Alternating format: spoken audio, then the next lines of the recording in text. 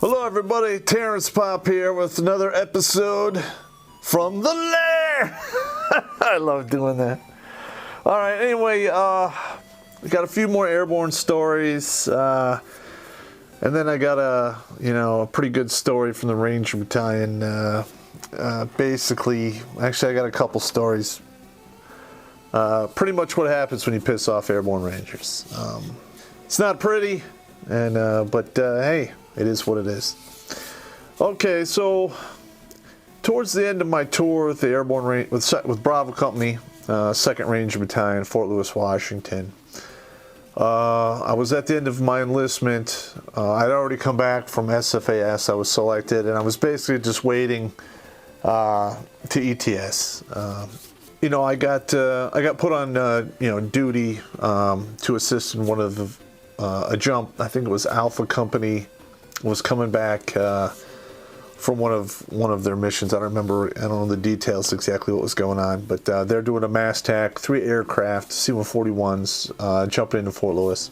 I had the radio, and I was towards the back of the drop zone, and all you really do is you watch them come down, and then if there's any issues, you call on the radio. So they come in, they do their deal, and they're coming down. And I see one guy, he's probably just shy of 800 meters away. Now, it's a good thing, Airborne Rangers are pretty much top physical condition you can possibly be in for that age group, which is almost superhuman.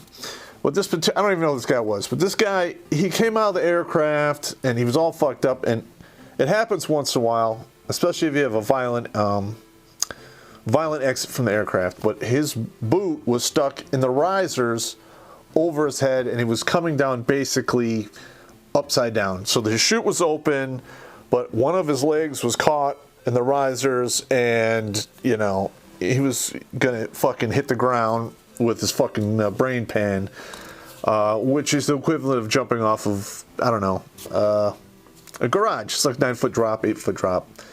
Now, if you were to fall 8 feet onto your fucking head, chances are it'd kill you, paralyze you at a minimum, or fuck you up for the rest of your life.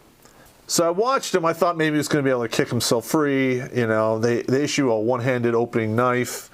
You can cut one or two of the lines that go up to the parachute. One or two is not going to make the chute collapse, and you can get your foot loose. But that wasn't happening. He was not responding well to the pressure. He was basically screaming for help. So I threw the radio down, and full sprint, basically 600-700 meters to fucking try to intercept this guy and keep him from smashing his fucking brain pan into the ground. Full sprint. So that's pretty far, just shy of half a mile, I guess. But it really wasn't that big of a deal, because when something like that is happening and you have the adrenaline going, you don't really feel it, all right, until it's over.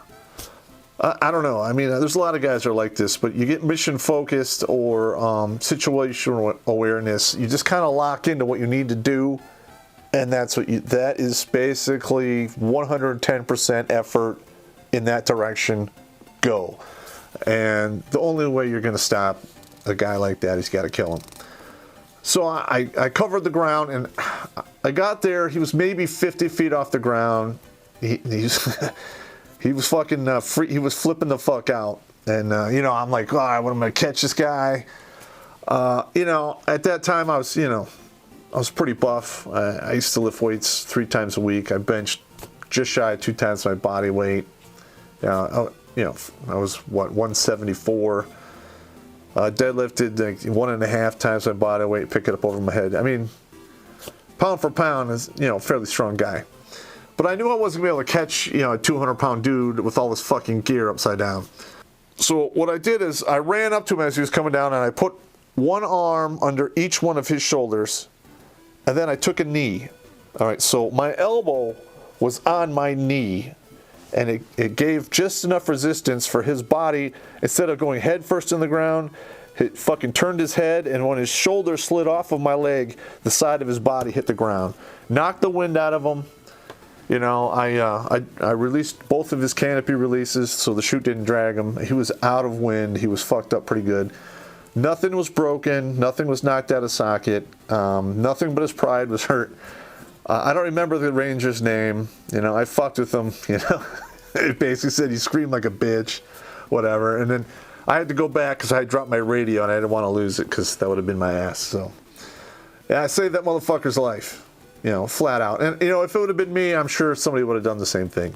Yeah, you know, there's intercompany rivalry, and maybe you don't like a guy personally, and yeah, but you're not going to let a guy you get killed or maimed or injured, you know, while you could intervene and stop that from happening. No ranger will let that happen to another ranger. I don't care who you are. I mean, that's just how it is. All right. Okay, next one I had, you know, in one of my jumps. Now, one of my standing rules while I was on jump status is if I ever had to pull my reserve parachute one time, and I lived to get to the ground, I would never jump again.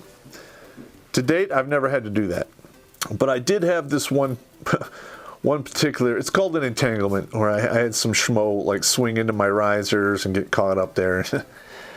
And we're jumping a T10, which is a crash 10. And that parachute will bring two paratroopers to the ground, full gear, without killing you. Yeah. So it's very rugged. And I actually like the T10 because of that. Because once you know the chute's open, you know you're getting to the ground, and you'll be fine as long as you don't get impaled on some crazy shit in the trees. So we exit. My chute opens. And, you know, I check it, everything's good to go, and then some dude just fucking, whang, right into my risers, you know, and I'm like, you know, hey, man, you know, get the fuck out of here. And he did all the stuff you're supposed to do, you know, trying to push himself off and swim himself out, you know, it just wasn't working. You know, so I think we exited like 1,200 feet, and this went on for, you know, quite a ways until we're roughly, I don't know, 200 or 300 feet off the ground. And, you know, then he starts freaking out. And, you know, I'm freaking out too because this is going to be bad because we're not on the same level. His bottom of his foot was basically even with my fucking face. So, you know, this is not you're supposed to work your way down. So I'm like, hey, quit trying to get loose. Get the fuck down here. The fucker pulls out a knife and he's going to start cutting shit. I'm like, what the fuck are you doing? Dude, that's my fucking parachute. What the fuck's wrong with you? And I grab him, like, you put that shit away. I grab him. He works his way down. I pull him down. So we're almost, you know, face to face. And we're having that discussion, you know, like, okay, I'm going to go right. Which way we're going to go? We hit the ground because it's not going to go well if we go the same way.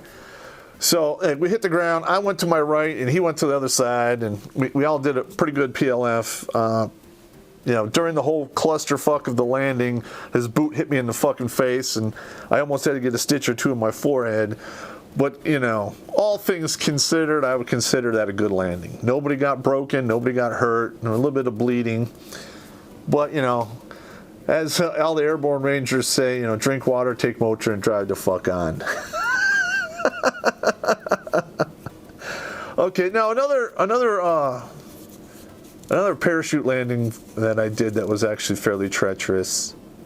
Now, what they don't tell you is, like, if you're going to jump in Arctic operations, you got so much more equipment to keep you warm and bullshit like that. And if they're dropping you into snow, they want to, you know, give you skis. I had snowshoes because I didn't have a warm and fuzzy with the ski. I never really learned how to ski anyway. And jumping out of an airplane with skis, you know, that's just fucking stupid. I don't see how anyone can do that without getting smoked. But yeah, you know, that was a day jump, full equipment. I had snowshoes. You're wearing all the Arctic whites, the fucking VB boots, the whole fucking deal. And I really don't know how fighting in Arctic conditions is anywhere feasible. I just don't see it because you're so fucking cold. You're in fucking deep ass snow. I don't know. Maybe the Swedes, you know, during World War II, they had a fucking, you know, science to it. I don't know. You know, I read some of their historical events, but it was pretty cool. But anyway, where I landed, I thought I landed, in a bunch of bushes. I was in the snow up to my waist. My rucksack, and all my other shit's over there, my weapon case, my parachute. And it took me a few minutes to realize that the snow was so fucking deep that those weren't fucking pine bushes. Those were the tops of pine trees. So I was literally, somewhere between 8 and 15 feet of snow. That's fucking crazy. You could die in that shit. So I had to pull my fucking rucksack over. It took me forever to get all my shit fucking packed up, get my snowshoes on, and get moving. And I think that I went out, it was right around 1 o'clock.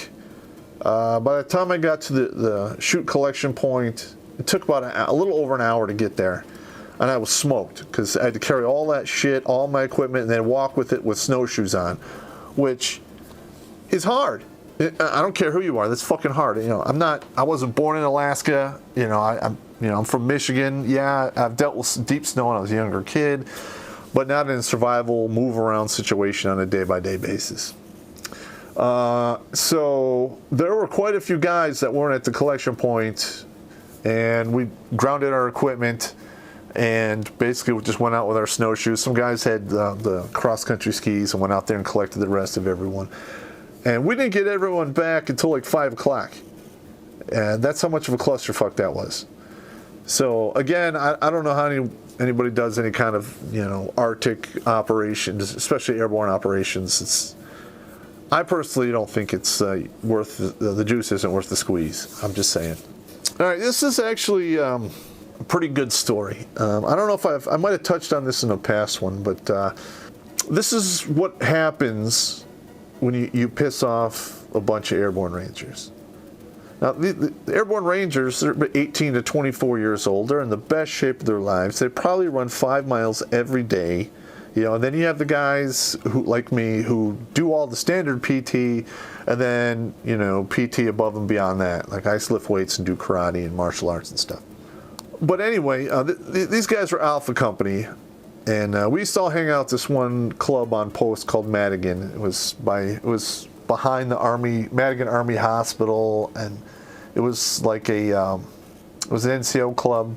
It was basically 18 and up club, and a lot of nefarious shit went on there. I mean, what are you going to do? It is what it is. You got a lot of testosterone and a lot of craziness. But they hired this one bouncer one day, and he just did not look normal. I mean, when somebody's arms are bigger than your waist, normal human beings don't grow like that. Okay? So obviously he was taking steroids of some type. I mean, guy had veins all over. He was this fucking scary, creepy looking guy. And apparently what had happened, this happened on a Friday. This bouncer tooled up this noob from Alpha Company to the point where there was a broken bone and the new guy had to go to the hospital. I think he had a fractured arm, broken ribs, a couple teeth knocked out. Yeah, that's not bouncer fucking activity. Bouncers don't fucking throttle guys that badly, especially 18-year-old punks who just got out of basic AIT airborne school and RIP. I mean, that's not cool. Okay, but Alpha Company, and I don't know if they still have their reputation now, but back in the day, they didn't take shit from anybody. All right, they stuck with their own. They had their own little culture in that company, which was, in my opinion, a little on this extreme side.